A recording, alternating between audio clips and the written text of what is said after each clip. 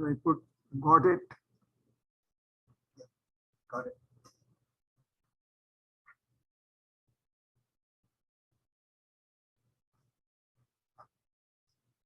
This is Nasir Gazdar. Today we are going to talk about the state of water resources and sustainability in Pakistan. So main issue is the sustainability of water as we are running out of water. And this is the thing that Pakistan is a water-stressed country with average per capita water availability at 964 cubic uh, meters per annum per capita. And of course, during last 20 years, Pakistan has suffered through many of these climate change episodes, and it has caused a loss of thousands of people, and it has indented the economy with 100 to 150 million dollars of losses. So climate change is a real thing, and global warming is happening all over Pakistan, and our climate change is all about water. So many of the localities are hit by water scarcity in the dry season, and people use both the surface and groundwater to meet their domestic needs and agricultural needs, as well as commercial and industrial consumption. So without water, there would be no life on the earth, and securing the sufficient good quality water has been a challenge since the time of Indus Valley civilization in the Indus Plains. And now the climate change is taking its toll with the extreme weather events and climate change, both on the people and the natural resources. So from mountain to the sea, watersheds and floodplains and coastal plains are suffering. And agriculture sector, which consumes almost 95% of the water, uh, has to sustain a population of 222 million people. So Indus River system is the mainstay of Pakistan agricultural, domestic, commercial and industrial sector, as well as hydroelectricity production. And the watersheds get most of their water from the glaciers in the Hindu Kush, uh, Karakoram and Himalayan mountains. And this is like a network that goes from this mountainous region to the Arabian Sea. And we all understand that the fresh water makes up only a small fraction of our Earth's water. And so it is only 1%, and importance of water in our lives on this planet is quite evident. Now, climate change impacts the water cycle by influencing when, where, and how much precipitation falls. And some of these changes have occurred by 1.5 degrees centigrade warming. And these evidence suggests that some of these changes are irreversible, and these cause a lot of misery for the people who are suffering. In Pakistan, water access is a national security issue because the watersheds are located outside Pakistan's geographical boundaries. So way back in 1960, Pakistan and India signed a treaty to distribute the trans-boundary sharing of the Indus River and its tributaries that flow uh, across the Pakistan. Now the treaty is faced with challenges that were not designed to deal with the climate change. Now in the spotlight is this water availability, and these are the projection. The population is increasing incrementally. At the same time, per capita availability of water is decreasing. So it is projected that by 2050, the per capita availability will go down below 50 cubic meters. Now, along with the water risk drivers, we have, of course, the climate change, then growing competition for sharing of water between the provinces. There is weak regulation and enforcement, and the infrastructure of the canal system and the tube well is falling behind its maintenance. And also we have epidemic water pollution. 40% of illnesses are attributed to the waterborne diseases. Now, the awareness of the climate change and water crisis is very low, only 4%. Uh, so this is a dilemma. Again, we go back that this global warming is happening, and humans have caused the climate change by increasing the amount of greenhouse gas emissions on our planet.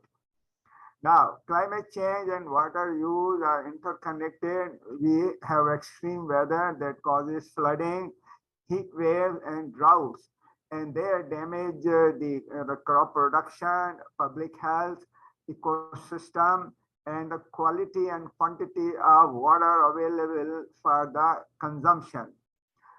Now, here in Pakistan, we go through many kinds of heat waves, and it is estimated that these heat waves would occur more and more often. And so this crisis in water resources impact health, education, and opportunity of the population. And the natural resources base is, adversely impacted. And awareness is very important for public to, have any kind of climate action plans, adaptation, mitigation, resilience, and sustainability in the semi-arid and subtropical environment. So climate plans have four categories of water management. One is the governance and performance trends.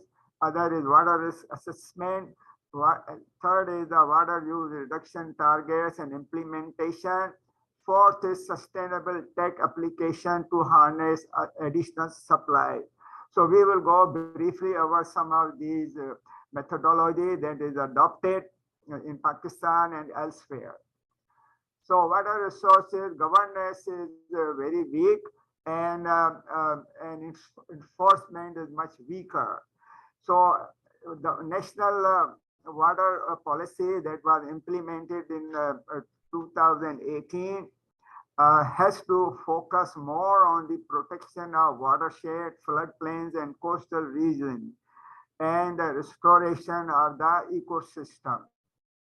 Now, second is that we, researchers and scientists have to figure out water risk assessment and implement water resources management using geospatial tools. And this is the challenge, how to secure and use water resources and get the conservation at farm level. So both the waterways, storage, infiltration provide the water, and the water is used for agriculture and hydroelectricity production, domestic use, and commercial and industrial use. So again, remember this integration has to be done between the surface water resources, dam water use, and groundwater resources. So this water risk assessment involves the farmers, and they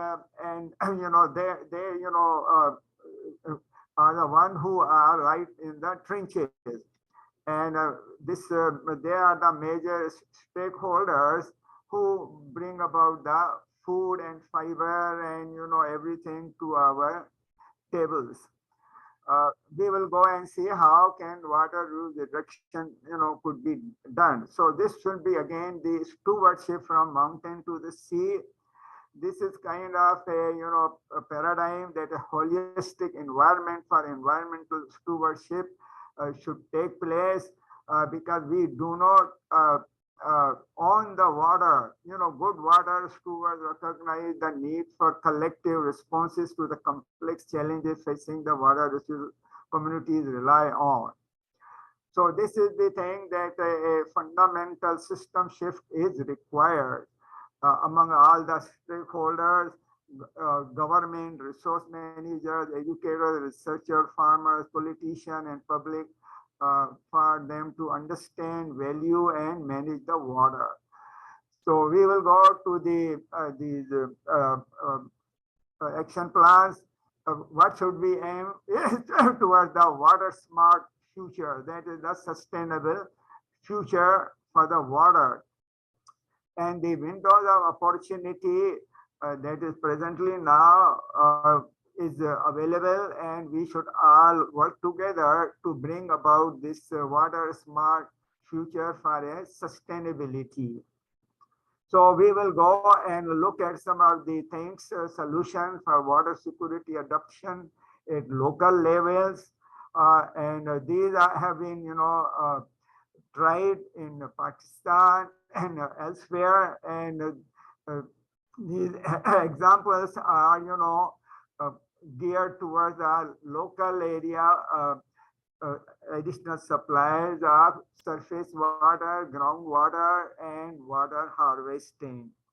And so again, remember the main thing is the public health sector, because 40% of illnesses are attributed to the poor quality water. So all the villages should be provided with the safe drinking water, with a system to monitor the quality and the quantity of the water. And usually a hand pump is used in villages and in many places. And this is the way that the monitoring should be done. Now, most of the irrigation in Pakistan is done through the flood irrigation. That is almost 90% of the water is wasted. Plants take up only 10%. So this furrow irrigation is increases the water use efficiency from water courses or Q wells. So government should supply support and technical know-how for ground leveling and topographic leveling of the field to help the farmer line up their fields in furrows. Now there is another sustainable water technique, that is the sprinkler irrigation. And this is to have the watering of the plants as and when the plants need it. So this water on demand is a good way to meet the plants consumption use of water. Now another avenue is artificial rain by harvesting the clouds. And cloud seeding has been done since 1940s. The chemicals mimic the particle that act as surface for condensation that create the water droplets. Once the condensation create water droplets that are large enough, the rain will fall. So different things are used, even dry ice is used, and even ionization of cloud is done.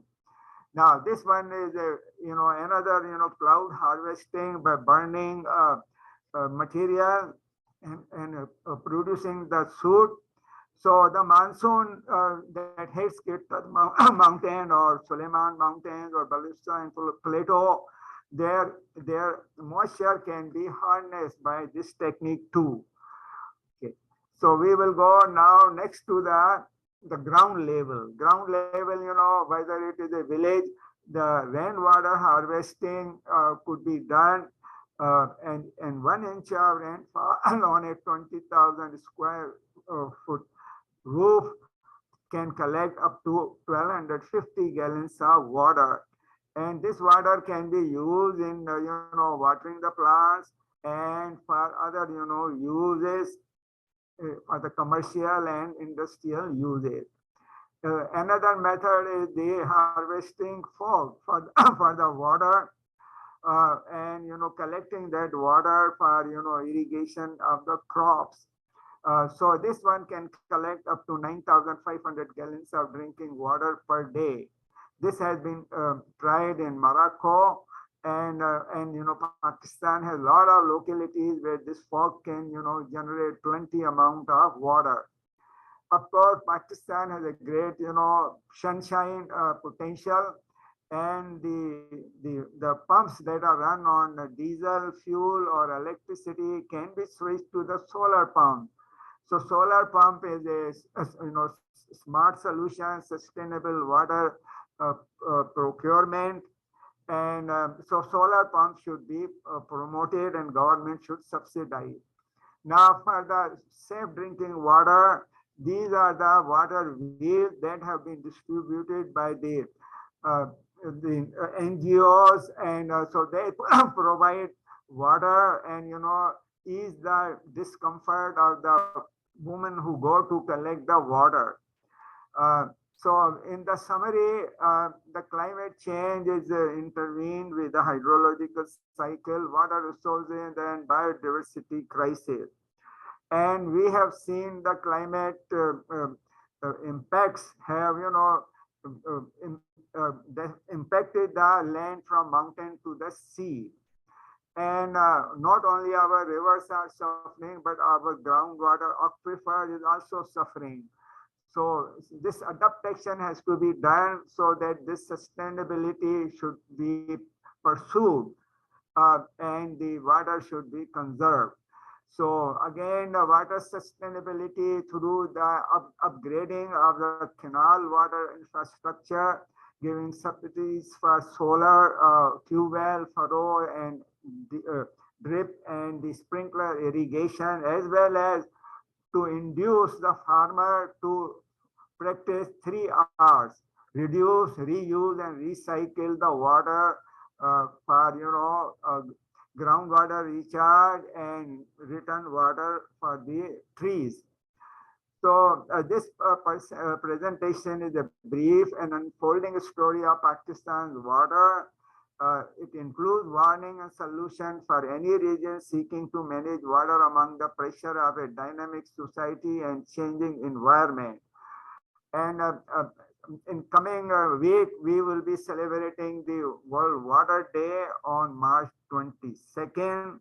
So let us all come together to conserve and cherish the water and sustain the water that flows from mountain to the sea. Thank you very much. And this is a little cartoon to amuse that instead of doing the groans and muttering, we should dedicate ourselves for the 3 R's and for aim for the water use efficiency with zero carbon emission. Thank you so much.